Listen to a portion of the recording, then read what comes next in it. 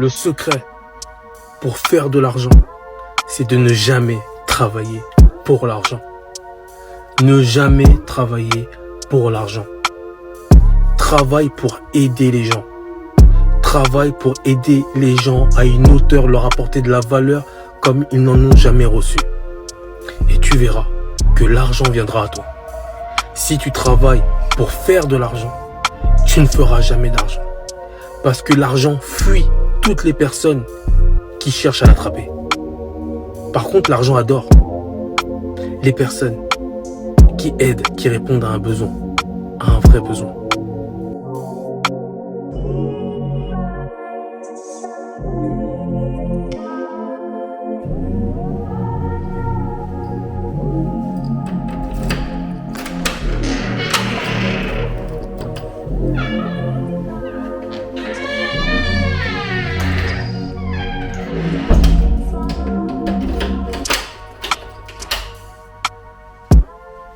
Yes, du coup, on est à Marrakech là pour quelques jours. Pour différents projets. Et notamment un projet de s'installer. Donc là, voilà, j'ai pris ce petit appartement là. Donc là, je serai là une petite semaine pour faire quelques visites, notamment si je décide de m'installer à Marrakech. Donc voilà, je suis encore en réflexion. Donc voilà, petit appartement sur Guéliz à Marrakech. Donc Guéliz qui est vraiment les Champs-Élysées en fait de Marrakech. Donc voilà, on va rester quelques jours ici. Donc je suis content de l'appartement parce qu'il est quand même pas mal beau gosse. Alors, pas mal beau gosse. Donc c'est cool ici avec la salle de bain qui est là. Yes. Donc c'est vraiment cool. Donc voilà, une petite semaine ici à Marrakech. Puis la chambre est vraiment pas mal non plus. Donc c'est beau gosse avec le grand écran là. Un grand écran là, rétroprojecteur avec le renvoi du rétro juste au-dessus du lit. Donc ça c'est cool, ça vous donne un peu un effet cinéma. Donc voilà, là je viens d'arriver, il est très tard, il est 1h du matin. J'ai pris un vol de nuit. Petit vol de nuit et puis voilà, donc je suis fatigué. Je vais me reposer un peu et puis je vous ferai une petite vidéo demain. On se retrouve demain pour le détail de ce projet à Marrakech.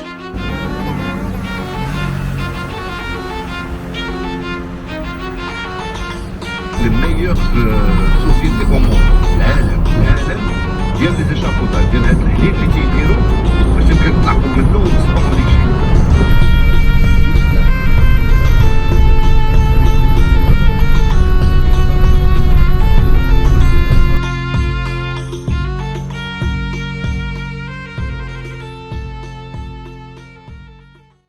Bon, là il est 16h passées. J'ai rien mangé de la journée, donc on s'est posé. Là, je me suis posé un peu dans une sorte de café, brasserie, vraiment un beau gosse. Et puis voilà, donc voilà, je travaille toute la matinée. Et puis là, je me suis dit, bon, on va sortir un peu quand même, profiter déjà du soleil et aller se restaurer un peu, c'est important. Et je vous montre un peu quand même. Voilà ce que je mange. Voilà, à 16h, donc un petit morito, une crêpe, poulet, champignons, etc. avec quelques légumes. Et du coup là on est, comme je vous l'ai dit, dans une sorte de bar brasserie à Marrakech. Hyper beau gosse à la cool. Pourquoi Marrakech? Déjà il faut savoir que avec Artistique Maurice, on a vraiment des projets de développement au niveau international et surtout développement en Afrique. Donc c'est d'abord un premier point, c'est d'abord professionnel avant toute chose. Là-bas, je voulais vraiment m'installer en Afrique noire, mais la problématique c'est que j'ai mes équipes et énormément de projets qui sont encore en région parisienne. Donc pour faire un peu la navette, c'est un peu compliqué d'être en Afrique centrale notamment. Donc Marrakech était, on va dire, le bon point de positionnement pour faire un peu la navette entre Paris et l'Afrique, tout en faisant une étude de marché, du coup, sur le sol africain. Voilà, au Maghreb, mais du Maghreb, on peut faire pas mal de choses, organiser pas mal de rendez-vous. Donc, c'est la première raison, c'est d'abord professionnel. Euh, D'abord professionnel. Après, on va pas se mentir aussi, au-delà du professionnel, même si ça reste la raison principale, c'est que moi, je suis quelqu'un qui a toujours voyagé. Je voyage depuis que j'ai l'âge de 22 ans, je pense. Donc j'ai toujours aimé voyager, j'ai toujours voulu vivre à l'étranger, donc ça c'est quelque chose qui est intrinsèque à ma personne. Donc je me suis dit, bah, c'est l'opportunité aussi de tester la vie, parce que j'ai beaucoup voyagé, mais de façon ponctuelle, un peu comme tout le monde, où voilà, on va en vacances là, on passe 3 semaines là-bas, un mois là-bas, mais ça va être plus ou moins la première fois que là je pars vraiment pour du long terme en fait. C'est du long terme, on parle de minimum 2 ans, 1 an à 2 ans, plus 2 ans même. Donc ça reste quand même, c'est court et c'est long à la fois. C'est une nouvelle expérience. On va voir ce que ça va donner, mais bon, le Maroc, c'est quand même un pays que je connais assez bien puisque je l'ai fait plusieurs fois auparavant. Mais encore une fois, en tant que touriste régulier, là, y vivre, c'est encore différent. Et puis voilà, et l'idée c'est ça, c'est aussi de lier, et c'est ce qui est bien avec, et ça c'est une bonne facette que moi j'aime dans l'entrepreneuriat, c'est lier travail et plaisir. Donc mon travail me permet de faire ce genre de choses-là. Et c'est ça qui est bien un peu dans ce que je fais en fait, le fait d'avoir cette liberté-là, de pouvoir travailler à l'étranger, de pouvoir exploiter de nouvelles choses au niveau mondial, puisque encore une fois, comme je vous l'expliquais, c'est tout nouveau pour l'entreprise. On va tester des choses. Encore une fois, c'est un marché qu'on ne connaît absolument pas. On se laisse 1 an pour le connaître, pour le maîtriser, pour pouvoir proposer quelque chose qui soit à la hauteur des besoins du continent. Et c'est ça en fait qui est beau et c'est ça que moi j'adore dans l'entrepreneuriat, c'est les challenges et plus ils sont grands et plus moi je les adore en tout cas. Et c'est ça qui me, je, qui me challenge en fait. Ça me challenge vraiment, toujours, toujours et encore. Et je suis quelqu'un, je peux pas rester statique en fait dans quelque chose qui sera routinier, même si quand vous entreprenez, excusez-moi, euh, quand vous entreprenez, vous pouvez pas être dans une forme de routine. Il y a toujours de nouvelles choses puisque il faut toujours se renouveler, toujours analyser le marché, toujours voir ce qui va, ce qui va pas. Et ça, c'est la particularité justement de l'entrepreneuriat. Donc voilà, c'est les raisons principales pour lesquelles voilà, j'ai décidé de m'installer au Maroc. Donc encore une fois, joindre l'utile à l'agréable. Bien évidemment, bon, voilà, il y a le soleil, il y a tout ça. Mais encore une fois, il ne faut pas s'éparpiller. Il y a tout ce côté-là qu'on voit et que je vous montre, c'est cool, mais c'est beaucoup de travail. C'est beaucoup, beaucoup de travail. Et même là, ça va être encore beaucoup de travail. On va en profiter, ça va être, allez, 30% de profit, 70% de travail. C'est comme ça qu'il faut le voir, pas comme le gars est en vacances toute l'année. Non. Le cadre est beau gosse, le cadre permet effectivement d'être d'être quand même bien, on va pas se mentir, mais c'est du travail, parce que encore une fois, ce qui compte en business, c'est les résultats. Et quand je parle de résultats, c'est votre chiffre d'affaires et les bénéfices que vous arrivez à dégager de votre entreprise. C'est ça le plus important, c'est les résultats. Hein, la fame, faire les beaux gosses sur les réseaux sociaux, c'est bien, mais si ça paye pas et si ça remplit pas le frigo, en fait, ça n'a pas de sens. Ça n'a aucunement du sens.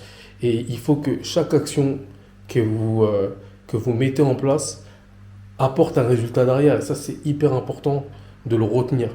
Action égale résultat. Action égale résultat. Et enfin, il y a un troisième point qui est hyper important, c'est que l'énergie. Moi, je suis un être d'énergie, hein, on est tous des êtres d'énergie, mais je ressens ces énergies et c'était le moment pour moi en fait d'aller chercher une nouvelle énergie. C'est vrai que en région parisienne, il y a un truc que je trouve un peu anxiogène depuis plusieurs mois, hein, depuis en vrai le Covid. Et voilà, il y a beaucoup de choses qui font que Paris, ça devient quand même lourd, pesant. Et moi, personnellement, et vous le savez, j'ai des objectifs qui sont très élevés. J'avais besoin d'être dans un cadre qui me permette de garder cette énergie déjà positive et cette énergie d'attaque. N'oubliez pas que l'extérieur ne doit pas vous déstabiliser, mais parfois, ça peut vous déstabiliser. Et si vous avez l'opportunité, la possibilité de pouvoir aller chercher une nouvelle énergie ailleurs, faites-le. Et c'est cette troisième raison aussi que je mets sur la table et pour laquelle on a choisi aussi Marrakech, c'est parce que voilà, je souhaitais vraiment aller chercher de nouvelles énergies pour justement implémenter les nouveaux projets de l'entreprise et pouvoir surtout atteindre les objectifs qui ont été définis. Donc voilà, Marrakech, c'est OK. On démarre l'aventure dès maintenant. C'est effectif dès maintenant.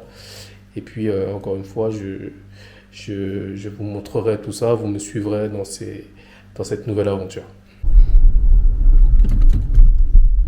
Toujours et encore en voiture. Toujours. Aujourd'hui, on est vendredi 30 septembre. Et c'est le lancement de la Frappe. Donc, pour vous expliquer, la Frappe, c'est un concept autour d'un nouveau pôle qu'on développe chez Artistiquement Riche. Et l'idée, en fait, c'est de mettre des artistes prometteurs en avant et qui seront jugés par un jury de professionnels de l'industrie musicale et accompagnés par généralement des guests. Et aujourd'hui, on accueille Frénétique pour ce premier événement de la Frappe. Donc ça s'annonce lourd, c'est sold out, hein, donc complet, c'est complet. En 2 semaines, hein. Et là je m'y rends. Je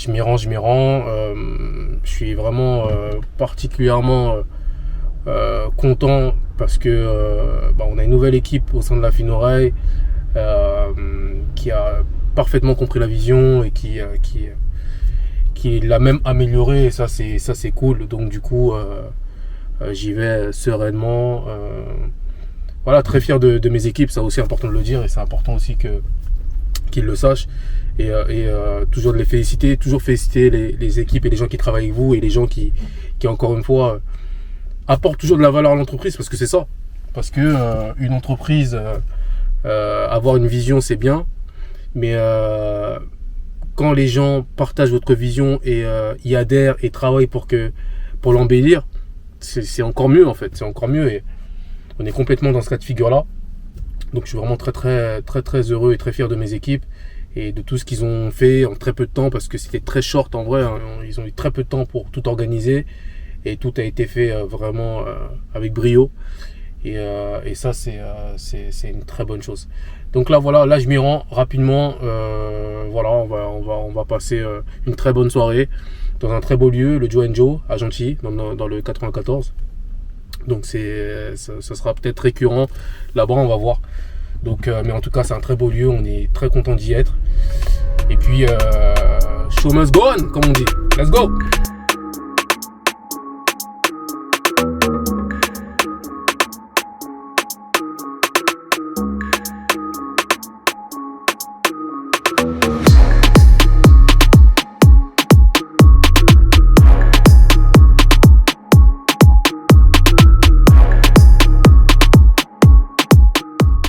Bienvenue à la première édition de la Frappe, cet événement qui met en lumière des jeunes talents, des talents incroyables, des talents qui vont faire du bruit. Vous êtes chaud pour eux ou pas? Ouais. Alors cette soirée va être incroyable, il y aura beaucoup de choses. Premièrement, il y aura une compète, 6 artistes, 6 rappeurs qui vont monter sur scène, qui vont tester. Il y aura un choix qui doit être fait. Il y aura des finalistes, il y aura 3 personnes qui vont aller en finale. Et par la suite, il y aura le grand gagnant. Et du coup, pour faire ça, il faut qu'il y ait un jury. Donc le jury va se présenter et va venir à moi tout de suite. Le jury, s'il vous plaît, venez à moi. Aucun d'entre eux peut être non légal. On est venu gagner, faut qu'on régale, faut qu'on régale. On détale, dans ta spéciale, ils sont toujours en détail. Je peux nous aller, faut qu'on régale. On aurait voulu caler, on s'en fait des tailles. On a calé, ceux qui te la calé, ceux qui te la calé, comme c'était les calés, ceux qui te la calé.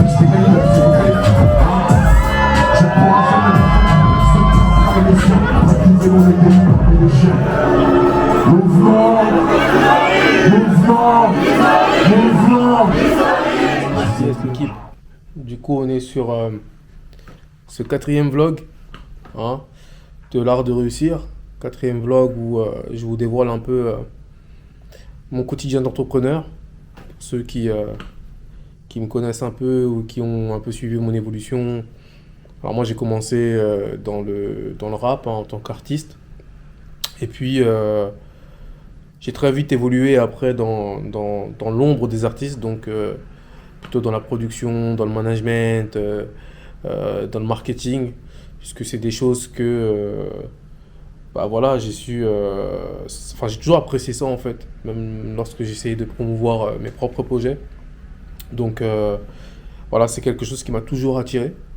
Mais du coup, sur la partie déjà de développement en tant qu'artiste, j'avais déjà cette fibre entrepreneuriale qui m'a aidé en tout cas à réaliser pas mal de choses. En fait, j'en avais pas conscience sur le moment en le faisant. Mais aujourd'hui, en analysant un peu tout ce que j'ai fait, le fait d'avoir créé un écosystème, d'avoir fait plein de concerts, et aujourd'hui on travaille avec beaucoup d'artistes et je me rends compte qu'en vrai, c'était une fibre que j'avais et je pensais que tout le monde le faisait, mais en fait non, c'est juste une fibre que j'avais, que j'ai su développer et aujourd'hui que je mets à la disposition des artistes. Donc c'est toute cette expertise, cette expérience-là que j'essaye justement de transmettre aux labels indés, aux producteurs, aux artistes, aux managers, etc. Donc voilà, c'est un peu ça l'idée.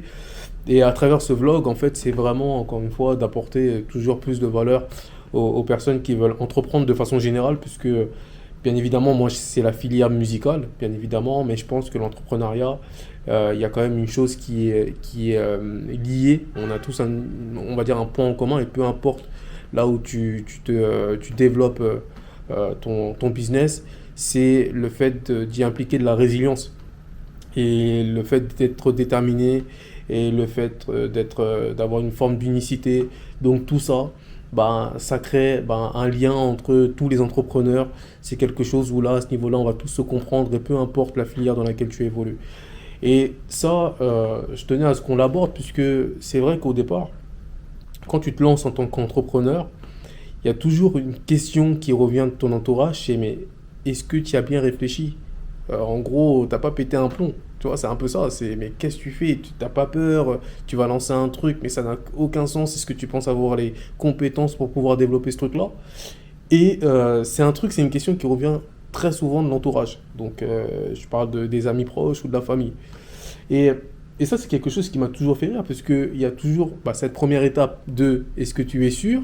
Ensuite, lorsque tu arrives plus ou moins à créer quelque chose de « Ah, ça a l'air pas mal quand même ton truc ». Et puis quand il y a la consécration, c'est « Ah ouais, mais on savait qu'en fait tu allais réussir ». Et c'est toujours ce cheminement-là, moi, qui me fait rire. Mais aux jeunes entrepreneurs ou aux entrepreneurs qui sont encore dans un lancement d'entreprise, sachez que c'est normal. Le fait que les gens doutent de vous, ça fait aussi partie du jeu. Et je pense que c'est ça qui doit aussi vous booster. Parce que si vous n'êtes pas dans un truc où vous vous dites, ok, moi mon objectif là c'est de convaincre les gens, de leur démontrer par différentes actions que ce que j'ai envie de lancer, déjà peut fonctionner et a un intérêt. Donc ça c'est hyper important. Bien évidemment au début c'est du chinois, hein. Même si vous trouvez l'idée ingénieuse, ça reste du chinois. Après, c'est à vous c'est vous qui êtes sur le terrain, c'est vous qui êtes sur le terrain et c'est vous qui allez faire le nécessaire pour démontrer et à votre entourage et au monde entier qu'il y a un truc. Vous avez justement vous apporter quelque chose. Après, et ça j'aime bien le dire, c'est que pour entreprendre, il ne faut pas forcément inventer quelque chose. C'est pas vrai. L'entrepreneuriat, et j'arrêterai pas de le dire, c'est améliorer quelque chose. Si vous arrivez à inventer quelque chose et à venir avec quelque chose qui est totalement novateur, tant mieux pour vous. Mais si vous arrivez du coup à améliorer un service ou un produit qui existe déjà sur le marché, c'est déjà énorme. C'est déjà énormissime. Hein, n'oubliez pas que de toute façon, la vie de façon générale et tout ce qui existe, en fait, c'est cyclique. En fait, c'est toujours un éternel recommencement de quelque chose qui existait et qu'on va améliorer et réaméliorer et ainsi de suite. Vous avez compris le principe. Donc, c'est à vous d'avoir cet œil-là. Mais en tout cas, ce qui est important à comprendre, c'est quel est le besoin, à quel besoin je peux répondre. hein, vous circulez, et ça c'est un truc que j'aime bien dire aussi, hein, j'aime bien le dire aussi à certains de mes amis, écoutez les gens parler. Les gens vous donnent les solutions. Les gens peuvent vous inspirer et vous donner des idées justement d'entreprise lorsqu'ils justement ils se plaignent de certaines choses.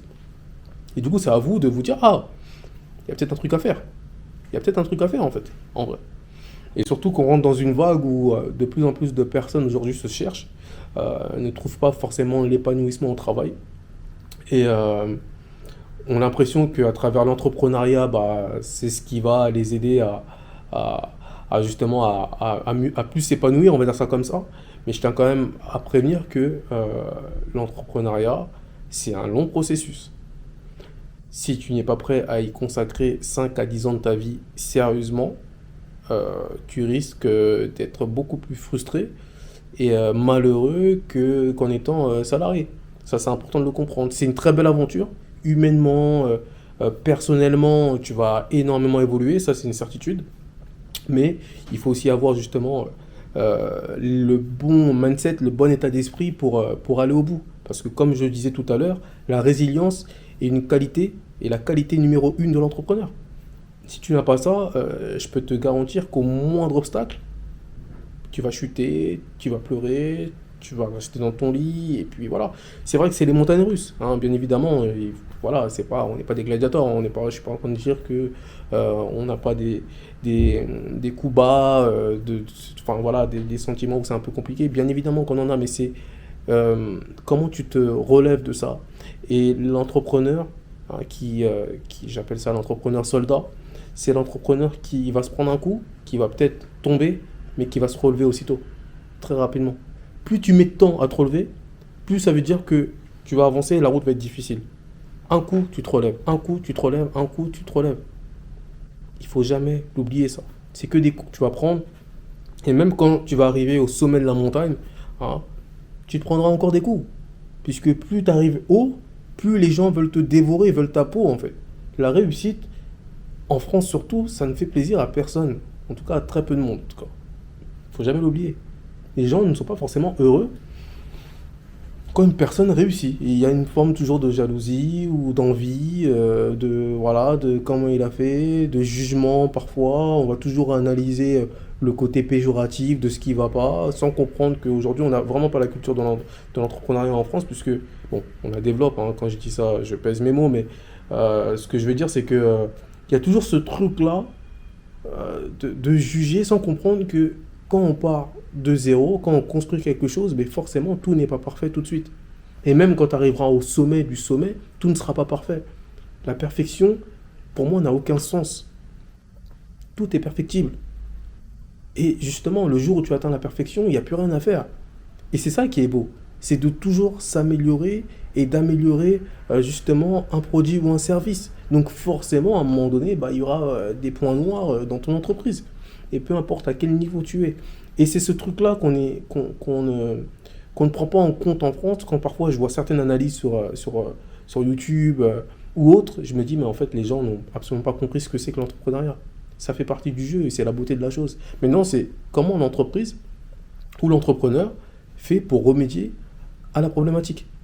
C'est que ça. Puis effectivement, si c'est une problématique qui dure dans le temps, bon, là, je peux comprendre qu'on se pose des questions. Mais quand c'est une problématique qui est ponctuelle, ok, il y a eu cette problématique-là, ils l'ont résolue. Fin de l'histoire. Et je pense que c'est ça pour moi l'entrepreneuriat, c'est toujours ce côté-là de se perfectionner. Donc sur ta route, sur la route que tu vas emprunter, il y aura forcément des choses que tu ne connaîtras pas, que tu ne sauras pas faire. Mais l'idée, c'est que tu apprennes en chemin. C'est ça le truc, apprendre en chemin. Plus tu vas avancer, plus tu vas rencontrer de problématiques et plus tu vas apprendre. Il ne faut pas avoir peur en fait de ce truc-là, de se dire « Ah, là, j'ai un mur, je suis bloqué. » Il y a un mur, escalade-le.